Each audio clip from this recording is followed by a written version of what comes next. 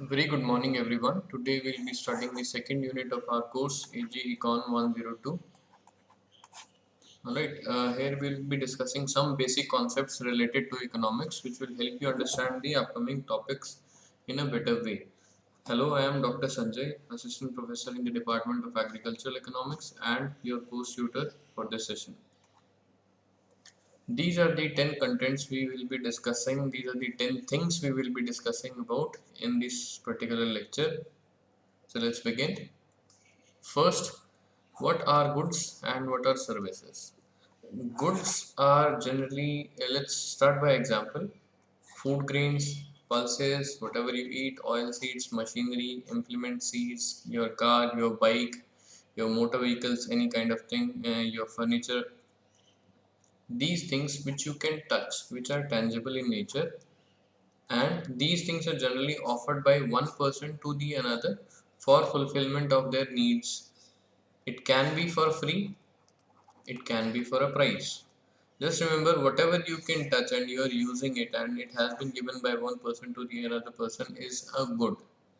Whereas services, the service of a doctor who treats you when there is any anomaly, teachers who are trying to teach you, lawyers who are defending you in a court, engineers who are making different things for you, or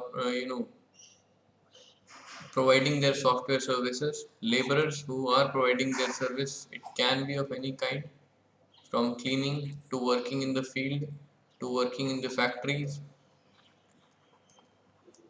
an electrician who is repairing your electrical fittings for you, a plumber who is checking your plumbings of the house. Their services are intangible. You cannot touch their services. They are non-material. That is exactly, you cannot touch them. Inseparable. They are not separate from the provider. If the provider is there, then only you will get the service. Variable. It varies from person to person. A doctor might be good. Another doctor might be better. Okay. Some teachers are good in their teaching. Some teachers are not. The degree of their of the quality of the service varies. It is perishable in nature. Perishable in the sense that, let's say you have a labor on your farm and on today's date, 10th May, you did not take any work from him, but he was available. On 11th May, you asked him to work for that day, that is 11th May, and previous day. So you cannot get this service back because it has already expired. He was supposed to work on that day. Okay, you might ask him to work more, but that particular service for that day has expired. On 11th May, you will be getting the work that is done on 11th May. I hope you get it.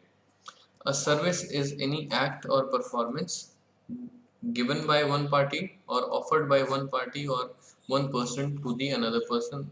It can again be for free, and it can also be for a price. It varies from the service provider to the next service provider.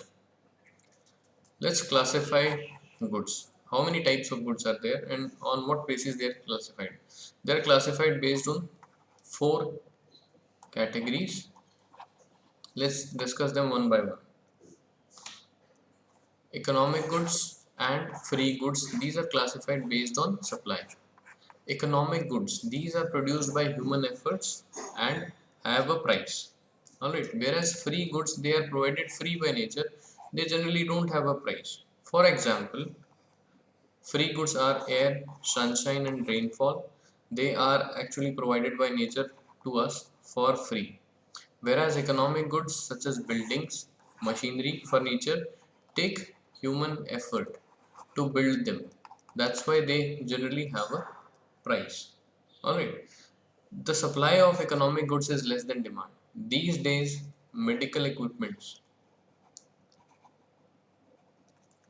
for example, you can take medical equipment, their supply is far less than demand these days. Oximeters, oxygen beds, ventilators, all these things are having very less supply as compared to the demand. Whereas in case of free goods, the supply is far greater than demand. The supply of air, the supply of sunshine, the supply of rainfall is actually more than they demand. Okay, value in use and value in exchange. Economic goods do have a value in use. That means they give us some satisfaction when we are trying to use them. They're not useless. And value in exchange means these economic goods can be sold for a price and we can get some money for it, and we can then use this money to buy something else. Alright, so they can indirectly be exchanged for something else. Okay, air, sunshine and rainfall, they generally don't have a price. Okay, you cannot sell them, so you cannot exchange them. You cannot exchange them for anything else. So it's very simple. You cannot say that I'll give you this much amount of air and you give me something else. Okay, you exchange it for your car. You cannot. Whereas there are some goods based on their location can be termed as free good and can be termed as economic good. Water near the rivers or in the villages do not have a price. Okay, because generally it is extracted uh, groundwater, and when people are living near villages, so I can't help you. I'm really very sorry for this. This is creating some disturbance here. Let me mute it. People who are living near the rivers, they are getting water for free, whereas people who are living in cities paying a hefty price for it. River sand or sand in general, which is used for construction purposes, people who are living again near rivers for river sand, and in areas where there are sand dunes, big sand dunes, so they have a very less price. Okay, or they can even be for free except the transportation charges and the labor that is required, nothing else. This thing generally don't have a price. The price is for carrying that thing to the construction site. Okay, sand, whereas when we require sand or river sand for construction in cities, they come for a very high price. So you can see some goods based on their location are free good as well as economic goods. Now, based on transferability, this classification was given by Sir Alfred Marshall. He classified goods into external and internal. Let's go for external first. External goods are again classified into, external means that are external to you. Okay. Uh, External goods are again classified into material and personal. Material goods are again classified into transferable and non-transferable. What are your material goods that you can transfer to somebody else? You can give to somebody else. Your land, your house, your machinery, your goods, whatever you are having in with you, which you can give to somebody, is a transferable good. Non-transferable, your degree, your certificate, your ID. It cannot be transferred into somebody else's name. So it is going to stay with you. External personal goods which are transferable are your goodwill for somebody's health, for somebody's general life, for business or for their work.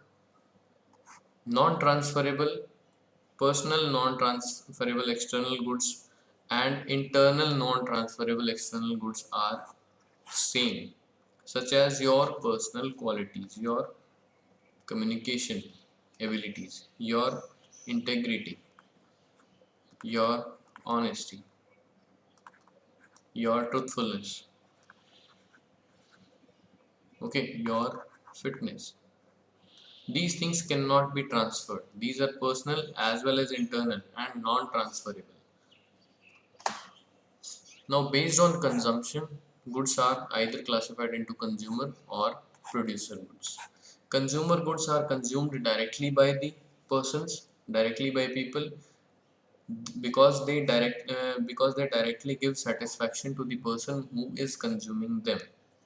These are also called as goods of first order. Example, food is consumed directly, gives satisfaction directly to the person who is consuming them. Cosmetics, clothes, books, pens. All these things are consumed directly by the person and they do give satisfaction to the person who is consuming. whereas producer goods are the goods which help produce other goods, give satisfaction indirectly to the consumer. Goods of second order, these are machines, factory buildings, raw material. We generally don't want factories for the sake of having factories. We want factories because we want goods that are made inside them. See, we generally do not want a shoe factory, but we want shoes. So this factory and the raw material inside is a producer good, which is helping us produce a consumer good. Now again, there is a problem based on some goods based on who is using it are classified into both consumer goods and producer goods. When electricity is used in homes directly, it is a consumer good, but when it is used in factories, it becomes a producer good. Now, based on durability, goods are classified into monoperiod and polyperiod, which are also called as durable goods. Monoperiod goods are also termed as FMCG, fast moving consumer goods. These are used only once, and after that they are finished, they cease to exist.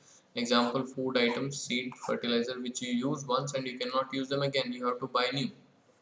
Polyperiod goods are used again and again, which can be used again and again because of their nature, such as machinery, implements, buildings, machinery, all types of machinery. They are not made for just using once. They have to be used again and again.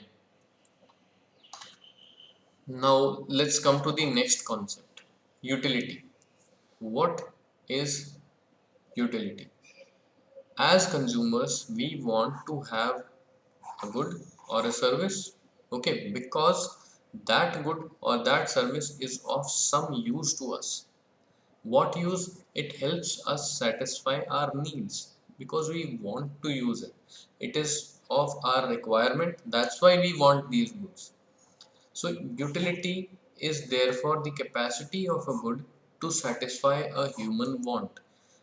Utility of anything, let's say pen. What is the utility of pen? It helps us write, it helps us satisfy the need or want of writing, studying. Paper, utility of paper is it helps us read, print, it helps us satisfy the need of reading or printing. Utility of mobile, recreation, it satisfies our want for recreation to have fun. It helps us study, it helps us socialize with people. Utility of a laptop these days is as good as a mobile. It helps us satisfy many needs. Utility of clothes, it helps us to satisfy the need or want of looking good, to cope with weather. According to the weather, we'll be wearing clothes. So clothes help us satisfy our need or our want for coping with the weather. Alright, so utility of any good or service is its capacity to satisfy our wants. There are different types of utilities. A particular kind or type of utility for a commodity is found in a particular situation. Let's understand it. First is form utility. See, I'll directly go to the example, rice, wheat and coffee. When they are in unprocessed form, they have less utility and have less price. Remember I said unprocessed form. But when they are processed, when rice is cooked, wheat is ground and coffee beans are roasted and grounded, then their utility increases. If their utility increases, that means its use, it becomes more usable to us. As its utility increases, its value increases, and that's why we are ready to pay a higher price for it. Alright. So when the goods change form after processing or after processing of any type, their utility increases. This is called as form utility. Next comes place utility. By the virtue of position where the good is located, it tells us about place utility. When goods are moved from places of production to the places of consumption, their utility increases. So the utility of a good by virtue of its position is called as place utility. For example, when apple, onions, cements are with the producers, their utility is not much. They are only there to be sold. Utility is low. That's why the price of these things at the points of production is low, and when they reach to the consumer, their utility increases, because the producer is producing those things for the sake of producing, but the consumer is going to consume apples, onions for the sake of fulfilling its necessity of eating. They want to fulfill their stomach so as to live. So their need is bigger, that's why their utility is higher, and that's why the price they are paying is also high. So the utility of any good or service by virtue of where it is located is called as place utility. Next comes time utility.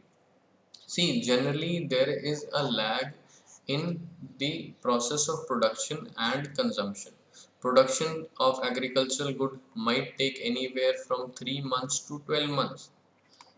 Okay, and especially in case of agricultural commodities, when there is a harvesting season, there is a glut in the market. That means there is a lot of supply, and when the harvesting after the harvesting season, the supply reduces and the goods become scarce in the market. The supply reduces a lot and we cannot even find it sometimes.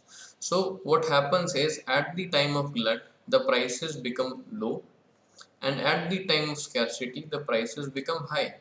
Why it happens? Because at the time of glut the supply is very high, so the utility of those goods reduces, and at the time of scarcity the utility of those goods increases, because some people are trying to look for those goods in the off season also, so their price also increases. So by storing these agricultural goods, we can create time utility. All right. Storage: at the time of glut season we are taking supply from the market. When there is too much of it we store it and sell it when there is scarcity. So storage of goods create time utility. All right, now comes possession utility. See, depending upon who is having the good also shows its utility. Rise in utility due to changing hands. Let's say all agricultural goods, producers of some vegetables are producing goods for sale, and that's why their utility is, let's say it is X. Alright, but consumers are using those vegetables, again as I said, for satisfying their hunger. So their utility is might be 3x. So here the price is low, here the price is 3 times the price, 3 times the, because as the utility increases, the price also increases. Again, we buy a car. Let's say I am A and I am buying a car from a person B. Alright, and I paid him 3,50,000 rupees. So let's say B had the utility of car equal to, utility of B was equal to 3.5 lakh, and that much money he got, but I bought it at 3.5 lakh because it is going to give me a utility of more than 3.5 lakh. Utility of A would be more than 3.5 lakhs.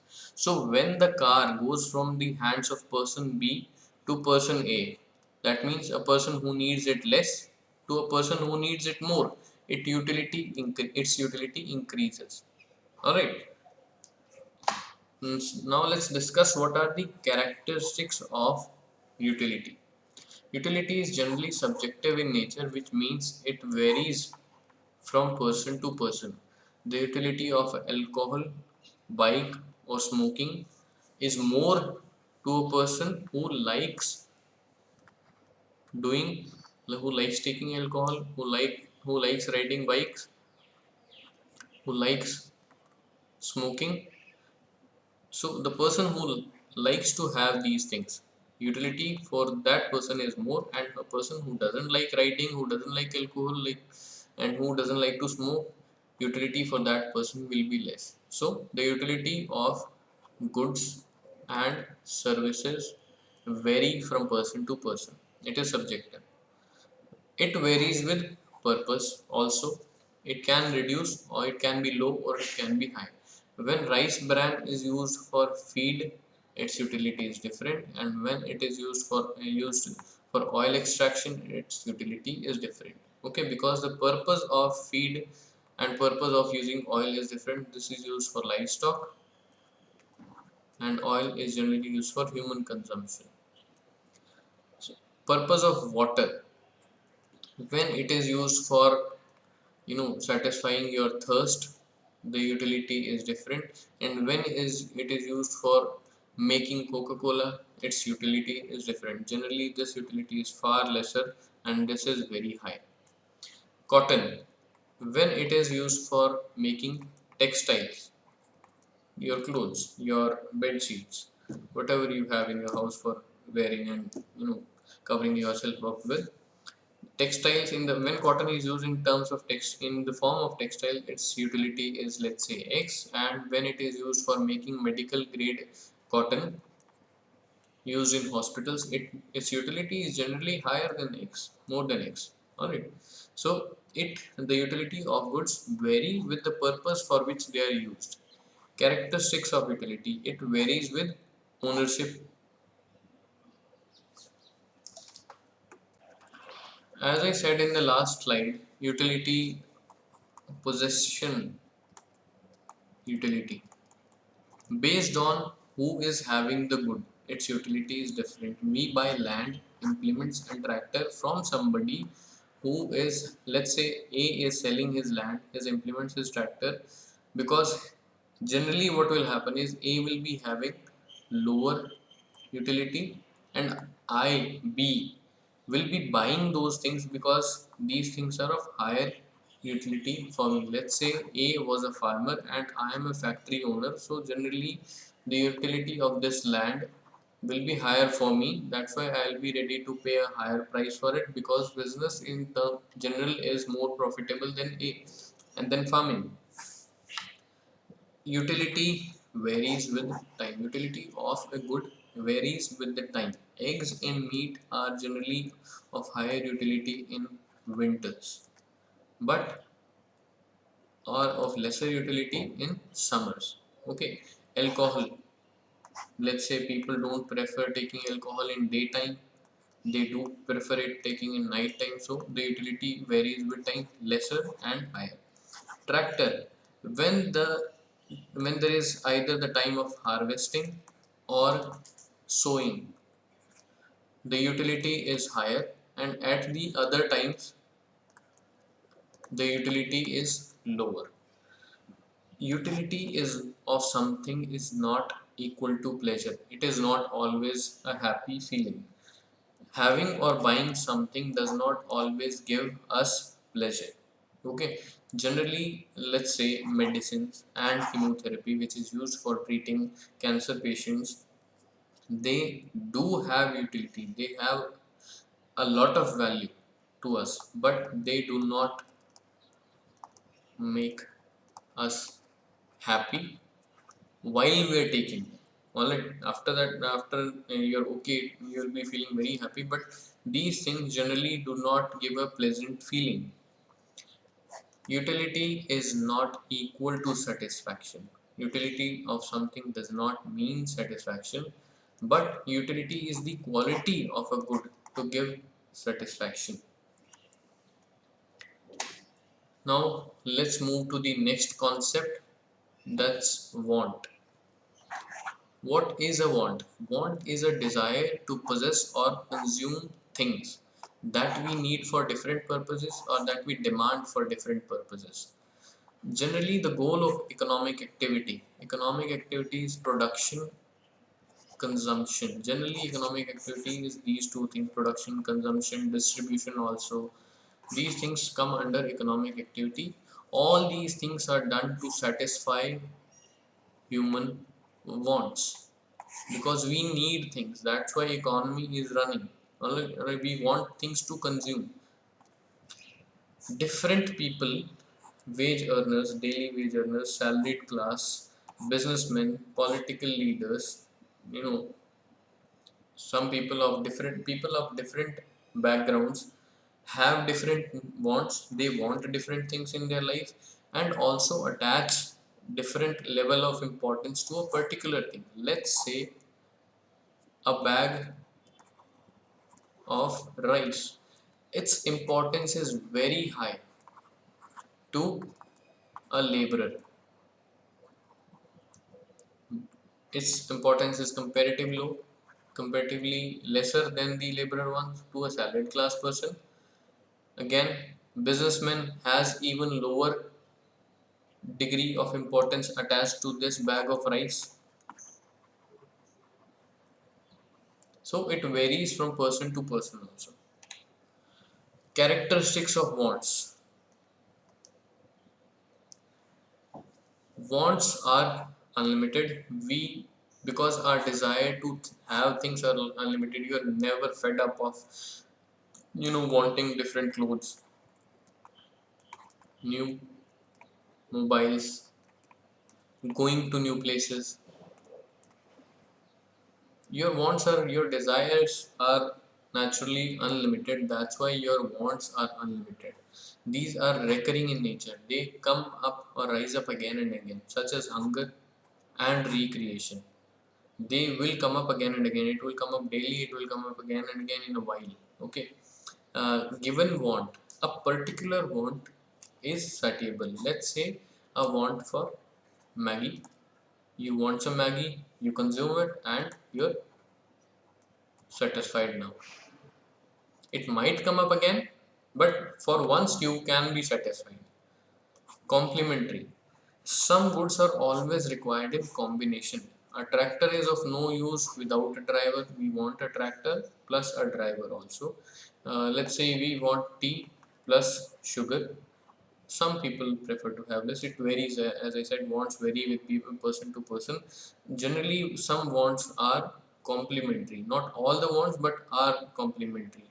Let's say when you're going for recreation, you want to have good friends with you, good friends plus a good place.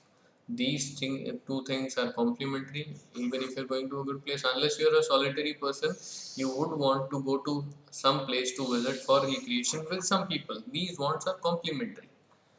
Competitive. Because our desires are unlimited, we want hell lot of things, but we have the means for completing those wants or fulfilling those wants are limited. The particular mean is income. Our wants are unlimited, but our income is limited. We might want 10 different types of things, but our income is very less, so we have to choose the most important ones. We have to make a list out of it. Having alternative means. See, if we want to satisfy our thirst, either we can have water or we can have juice. If we want to spray in the field for a disease, we can use different types of sprayers. It can be hand operated, it can be battery operated, it can be tractor operated. If we want to recreate or have some fun, we can either go to Amazon, Netflix, or we can go to a theater, or we can watch TV. So these are the characteristics of wants. Origin. Where do these wants come up from? Why these things are unlimited? These things come up from different phases of our life, different things we need. Necessities of life. We'll be discussing these things. Necessities of life, let's say food, clothing, shelter. These things are extremely necessary for us to live our life. Habits and taste. Different people have different habits. Let's say a habit of smoking, a habit of playing. Somebody wants to have a pizza because this is his taste. Okay, somebody wants to have different types of clothes. Customs. People in, especially in India, are coming from diverse backgrounds. So people who are coming from, let's say, northeast or from other countries, from Kashmir, they have different customs which might lead them to have differences in habits of consumption of food. They might be eating different food. Their clothes might be different. Alright, they might be needing different types of environment in their rooms. Some people, let's say people who are coming from Afghanistan, most of the students have a mat in their room. Instead of having chairs, they have a mat. So this is a need based on the custom. Wants vary with education, or as our age increases with time, our needs, our wants change. As a baby, we want different types of things to play with. When we grow up, we try to get a mobile, then a laptop, then different types of clothes, then a bike, then a car. As we get educated, our wants change. We want books, we want pen and our stationary items, we want laptops, we want something to travel for with. Our social status. Based on our social status, people try to have things according to their social status. If social status of somebody is higher, so they are likely to buy a big car or a big house, even if they need it or not. According to the climate, it has an effect on clothes, your eating habits, your house. Fulfillment of old wants leads to rise in the new ones. Okay, once you are satisfied of eating Maggi, now next day you might crave for noodles, different types of noodles. Advertisements are also a way of creating wants. See, you generally don't need to, or having a coke is not required for you, it is not healthy for you. But advertisement by different actors will show that if you don't have it, you cannot have fun, you cannot have a party. Classification of wants. Wants are classified generally in terms of necessaries, comforts and luxuries. Necessaries are again classified into existence, necessaries of existence. Let me just take a highlighter. See, necessaries are the things which satisfy basic human wants, basic needs. The term basic is very important. These are again classified into necessaries of existence, necessaries of efficiency, and conventional necessaries. Okay, necessaries or necessities, you can say it anything. Necessaries or necessities of existence: food, clothing, and shelter. This is very basic for us as humans to survive.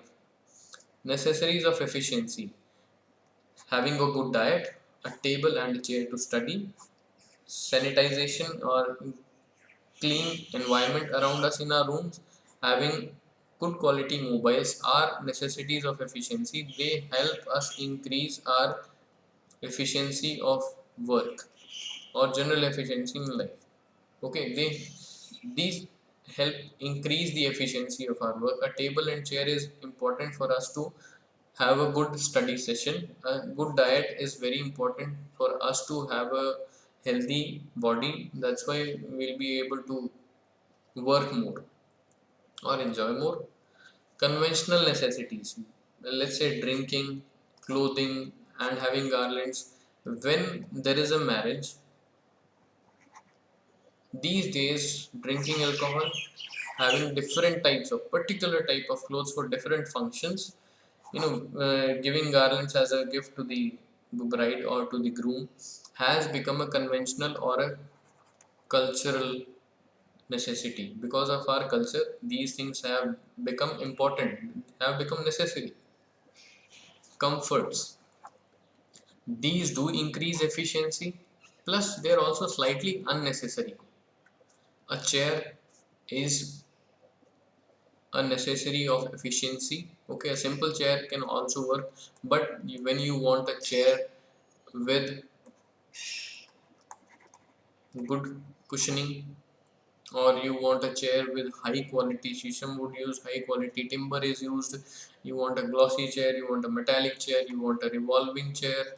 So these things become comforts. They are slightly unnecessary also. AC is does increase efficiency when it is required, when it is very hot, but generally people are not using it as and how they should use it. So it also becomes a kind of a luxury which is not necessary at times, but it does help us increase our efficiency. Okay, it helps us stay calm in a weather where you're not supposed to work. It helps you work or rest there. Flooring, see, generally what you will be seeing in government buildings, what will happen is they will keep on changing floors time and again. They will remove the old tiles and paste new ones where it is not required. Flooring, or you can say decoration, putting up expensive signs in front of building, changing the flooring again and again, changing the cushioning again and again when it is not needed. Okay, if the floor already there was perfect, now you want a wooden floor in it, so it's a comfort which is not required. Okay, now let's move up to luxuries. These neither increase efficiency nor are essential for our, for us to lead a good life. These are wasteful expenditure. These are exactly completely waste. They're not good for us at all. They're of no good use for us. Let's say you want a car, you can suffice with a desire, but you're looking for an Octavia or you're looking for an Audi. These things are luxuries which neither increase efficiency. A desire is also going to take you to your place, let's say in 15 minutes, it might take 12 minutes or 13 minutes. So these do not increase efficiency that much, and these are not essential at all. Luxuries are again classified into one: harmless, harmful, and defensive. Harmless luxuries such as clothing, or having high quality cars, or having high quality or upscale bikes. These things are harmless to other people. Okay, when we look on a global scale how much problems these things are causing, that is a different case, but generally these things are harmless to the harmless to the fellow citizens. Harmful, smoking is a luxury these days because these things are very expensive. Smoking, let's say a cigar or vaping, a new type of smoking. These things are harmful for the person who is not doing these things. So it is a luxury, it is unnecessary, it is inefficient, it is non-essential, and it is causing problems to others. Now defensive luxuries. Defensive for the sake of, for the sake of protection of your family from bad times, you buy gold, invest in house, so that you are okay when the economy is not doing well. So these luxuries are invested for the sake of defending yourself from bad times. So these are called as defensive luxuries. Now let's move on to what is value and what is cost and what is price. See, value, it is the capacity of a good to command other things in exchange. It's a simple value in terms of, let's keep on reading. You'll get it. It is also called as rate of exchangeability. There are two types of values: value in use and value in exchange. Value in use when it satisfies some need of ours. Value in exchange, that means it can be exchanged for other goods. Because let's say we are exchanging bike for cycles. Bike has a price of 50,000, cycles have a price of 10,000. So these two things can be exchanged. So bike has a value in exchange, plus bike has a value in use. It helps you travel from here to there. Economics in generally, when we use the term value in economics, we mean value in exchange. We don't generally think about just the usage, but we are talking about value in exchange.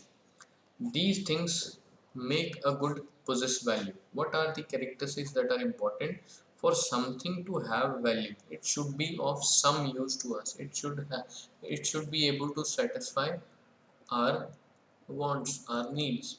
It should be scarce.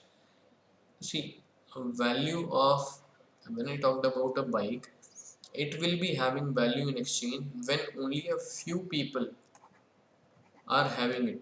If every second person or every single person is in this country is having a bike, its value will be very less. Value in exchange, in the second hand market, the price of, let's say, this bike was 50,000. If everyone has it, its price might not even be 5,000. So it should be scarce, then only it will have a value in exchange. Now it should be transferable. It should be, we should be able to give that good to somebody. We, as you know, we are able to sell a bike to somebody. If there is something we cannot sell it, we cannot give it to somebody, as I classified the good, it should be external and transferable. Okay. See, free goods, as I told you earlier, have value in use only. Economic goods have value in use as well as value in exchange. Now, what is cost? Cost is generally the price we are paying for having the good. Price we pay to have a good or to produce a good. Alright, this is cost. Costs are of two types generally, private and social. Let's say a tire manufacturing company, its cost of manufacturing a tire is 2000 per tire. This is the amount he is spending on his labor, on electricity, on different things to produce a tire. The person who is owning the factory, he is spending rupees 2000 to produce one tire. So this is the cost of that tire for that person. So this is called as private cost. But to the society, the tire making process brings in some negative effects. It brings in smoke. Smoke brings in allergies and different diseases, that which will lead to people who are living nearby those factories to spend money on medicine. So on an average, let's say, due to a factory that is located in near the civilian area, the people nearby need to spend 200 rupees for medicine on an average. So the cost of that tire for the society would be 2000 plus 200. So see, in case of things which are having negative effects on the society, social cost is greater than private cost for things who are having negative effects. Okay. For things that are having positive effects on the society, for the things that are produced, okay, social cost will be less than private cost. Costs are of two types, private and social. Private is the price, the cost, that the price that is being borne, that is being given out by the producer to produce a particular commodity.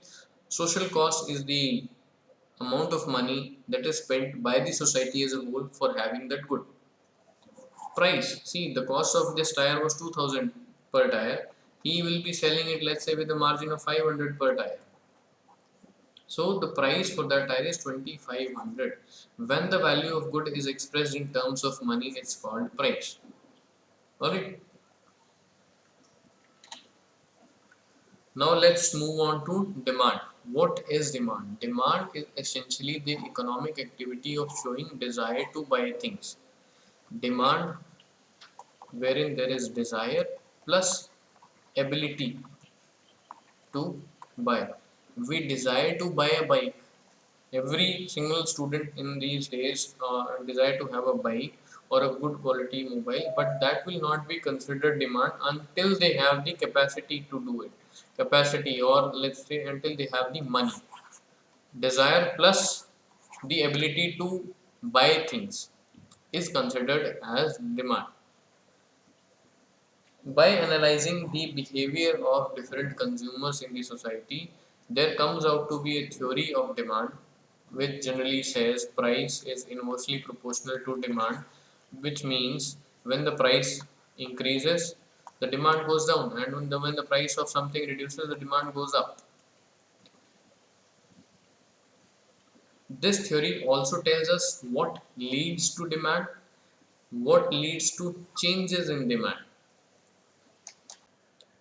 The demand for generally some good generally changes with its price, with the income of the consumer, because it shows the ability of people to buy. If the income in a society has increased, so the demand for restaurant food, let's say the average income in a locality has increased, so the demand for restaurant food in that area will go up. Taste and preferences. Some things are in fashion these days, it might be out of fashion the next month, so the demand of that thing will go up. As I said, cargo pants, there used to be a very high demand for these cargo pants, let's say 5 years back, but these days no demand at all. Alright, same is with uh, mobiles with QWERTY keyboard, physical keyboards. They were demanded a lot in a while back when the touchscreen was not developed, but now QWERTY mobiles, physical keyboard mobiles. Now the demand for touchscreen mobiles is very high. This is gone, this is up because of the taste. Taste has changed. Demand for different types of goods. See, how much is the demand for different types of good? This is also studied under this theory of demand, and how we can influence demand. What are the, by knowing what creates demand, we can influence those factors. See, how can we influence? We can influence by advertisements. We can change, actually even change the demands of people by advertising things. We might not be, let's say, we don't generally need an expensive bath soap to have a bath with, and because it is not going to provide you anything, even if you buy, even if you have a bath with a 10 rupee soap, it will be okay for you, and even if you spend 100 rupees on it, it will be the same. So advertisement will tell you that this is nothing and this is very good. Let's say the example of Dettol soap, and now Dettol, this hand wash. Now the companies are selling this hand wash by saying or by showing you in the advertisement that there might be a lot of microorganisms on the soap who might have washed hands. You don't know how many people might have washed hands and what kind of germs they were carrying. So you should not use somebody else's soap which is meant to kill the microorganisms by the germs. And this is how they are selling you Dettol hand wash. It is safer and it is not. This thing was meant to kill those germs. How can it carry germs? So this is how we can change the demand. Now let's come to the concept of what is wealth. Wealth is anything that has value. A car, a bike, a house, land, our bonds, that is our investments, or you can say cash simply. All these things have value. Value in exchange. We are talking about value in exchange, or you can simply term as value in terms of rupees. So anything that has value is called as wealth. Here we are talking about value in exchange. Economic goods do possess value in exchange. And what kind of economic goods? These goods I am talking about. All these goods have a value in exchange, and that's why they are also termed as wealth. Definition given by John Maynard Keynes is also the father of modern economics. Wealth consists of all potentially exchangeable means of satisfying human wants. Potentially means which can be exchanged for money or directly for other goods. With this money, with these goods, we can satisfy our needs, our wants. Now let's move on to what are the characteristics of wealth. Wealth must be scarce. As I told you in the earlier example for bikes, if everyone has a lot of money, it will lose its value. Okay, because if everyone is having a lot of money, everyone can buy things. You cannot exchange things now. Everyone has a lot of money, then the prices will be very high. So your wealth will be less. Okay, everyone has money. Let's say we're talking about car. In a town when earlier only 10 people were able to buy a car, now everyone in that town or in that country is able to buy that car. So the prices of this car will shoot up. When the prices of this car shoot up, the value reduces. How the value reduces? Let's say if you went to sell it in the second hand market, it loses its price. Its price goes down. The price of new car will be high because many people are demanding it, but in the second hand market, when you go to sell it, its price is very low, so your wealth has reduced indirectly.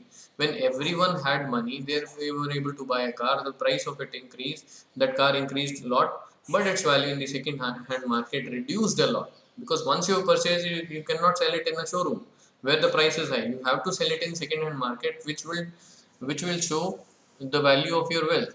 So when the price in second hand market reduces, your wealth reduces. So income or money with people should be scarce, then only your wealth will be high, then only you will have some wealth at all.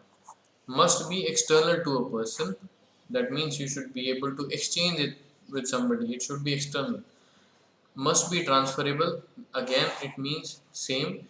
You should be able to give it to somebody. You should be able to transfer the ownership in their name. You can generally transfer the ownership of a car or a bike or a TV by giving an affidavit, or by just legally transferring it, the name of their registered certificate, RC of a car, in the name of the buyer. So that wealth can be transferred, should be able to should be transferable, then only it will be considered as wealth. It should possess some utility. See, we will consider only those things as wealth which have some utility. That means which are able to satisfy our wants. Let's say mental wealth. When you have a healthy brain or a healthy mindset or a healthy body, it has utility for you, but it is not an economic good. We will not consider it to be of value because we are talking about value in exchange. We cannot exchange mental health for anything. That's why it is not considered wealth in terms of economics. Alright. So these are the four characteristics of wealth. Now, different types of wealth. Wealth is of five types. First is individual wealth. Tangible, that means we can touch. Intangible, which we cannot touch, are services which we are providing, minus the loans that we are having.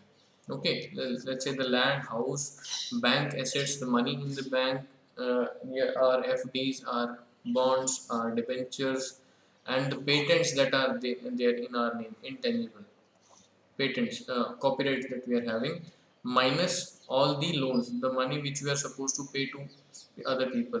This is equal to individual wealth. Social wealth. Social wealth is infrastructure that is made by the government for all of us. Let's say the government schools, roads, flyovers, hospitals, parks. These things are called, come under social wealth.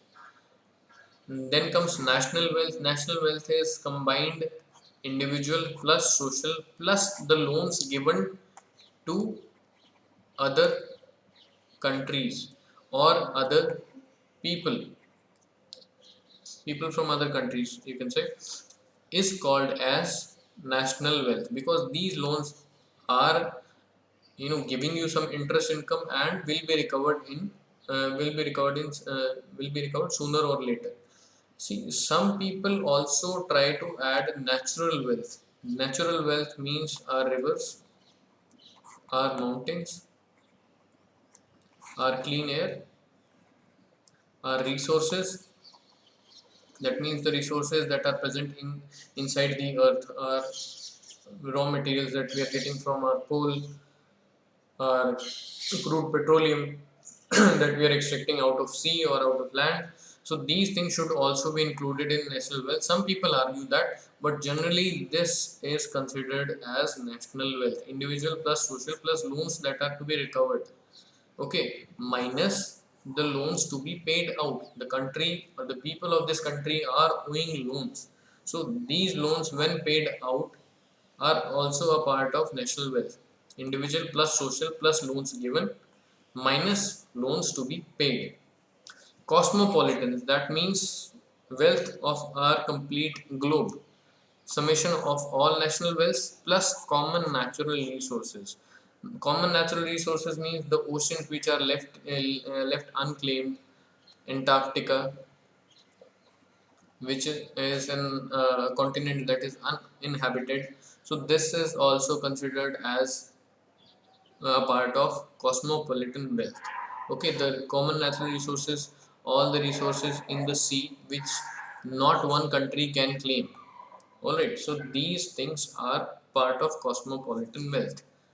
Negative wealth, it is a summation of only the debts of individuals plus the nation as well. So this is called as negative wealth. Now what is income? Income is of, let's say, personal, taxes, disposable, national. We'll be talking about these four things. Personal income, that is the income earned by an individual, is called as personal income. Taxes are compulsorily levied on person against which I cannot claim a special benefit. When I am earning 10 lakh rupees per year, let's say I am in 20% tax bracket, I am supposed to pay 2 lakh rupees of tax. It is compulsory for me to pay this tax. Okay, and I cannot ask for a special benefit against this tax payment.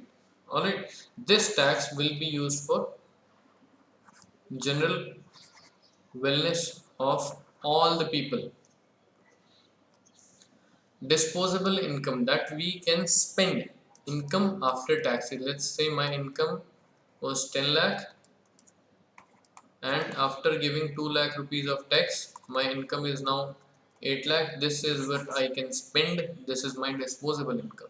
National income is total income of the whole nation. We'll be studying in the coming chapters how we define national income. Generally, the national income is considered as the value of total final goods sold this year. In a particular year, let's say 2020, how much was the quantity of total goods produced in the country?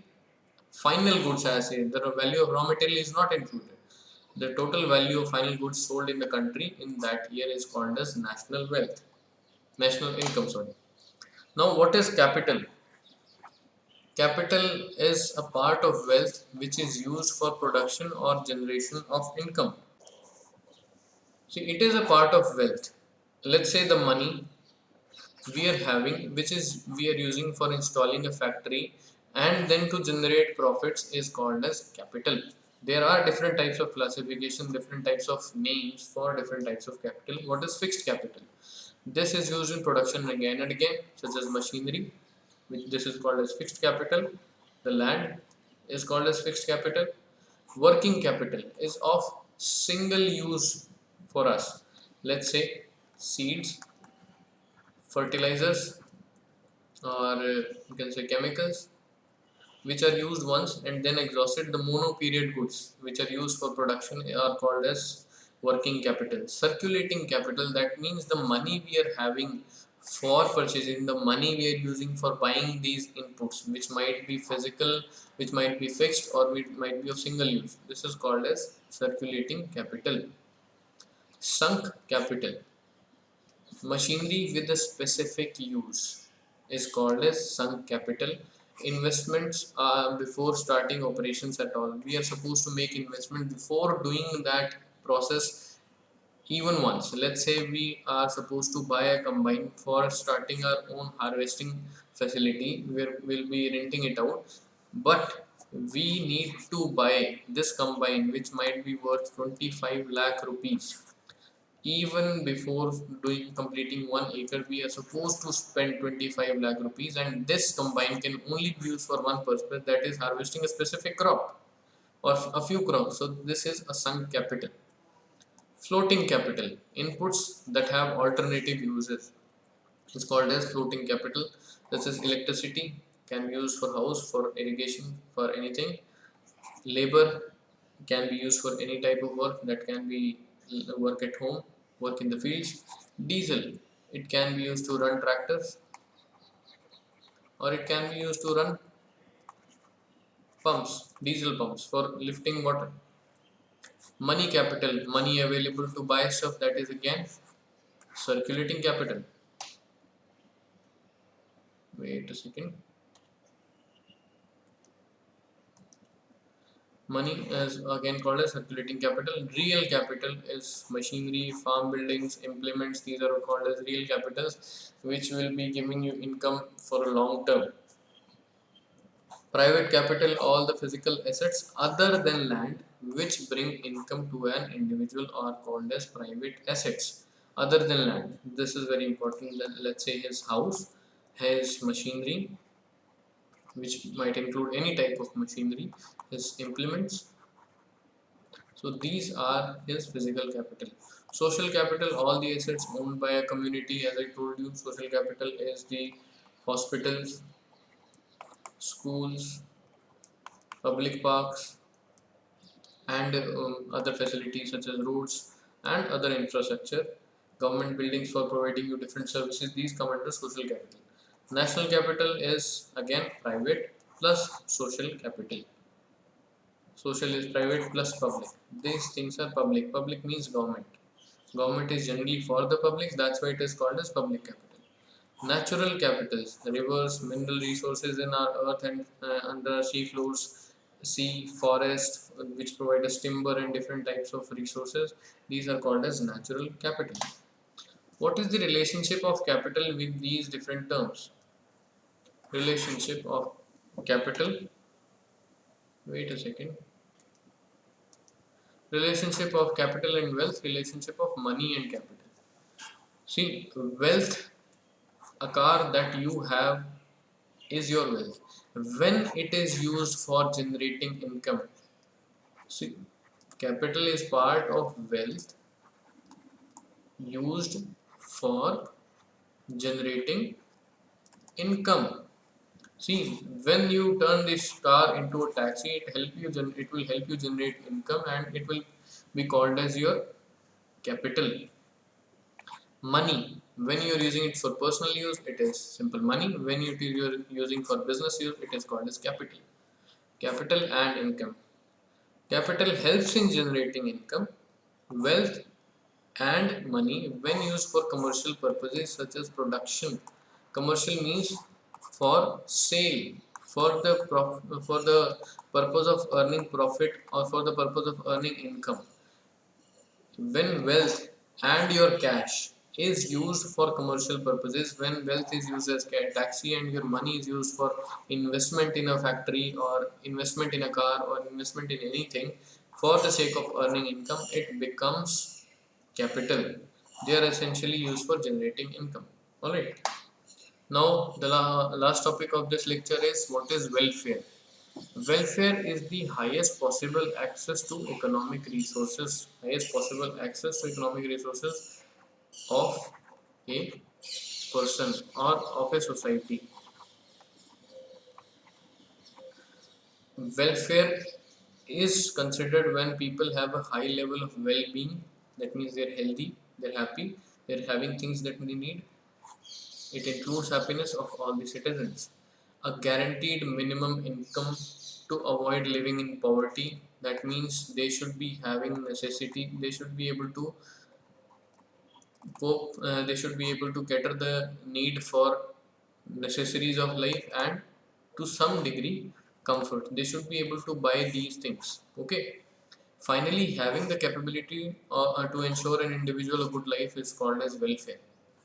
According to the theory of consumer behavior, which we will be studying further in the course, welfare is the sum of consumer plus producer surplus. Just remember this thing for now, but you will be understanding it later when I will be talking about the concepts that give rise to consumer and producer surplus. Welfare economics terms welfare economics is the study of allocation of resources and goods which affect social welfare. See, welfare economics will talk about allocation, how the resources in our economy should be distributed between different types of uses, use 1, use 2, use 3, so that it gives us maximum satisfaction as a society. Alright, the allocation of resources in different uses for maximum satisfaction of the society is the part of welfare economics. It provides tools for making policy. It tells us how we should allocate. It provides us theories with which we can answer this how. Thank you for being a part of this unit second. I hope you will be enjoying the lecture. We will be taking doubts regarding this particular class, this particular unit which we are talking about, which has the basic concepts. These are some suggested readings where if you want to read and go through some text, you can go through it also through this link for having a better understanding. See you in the next class. Thank you. Have a nice day.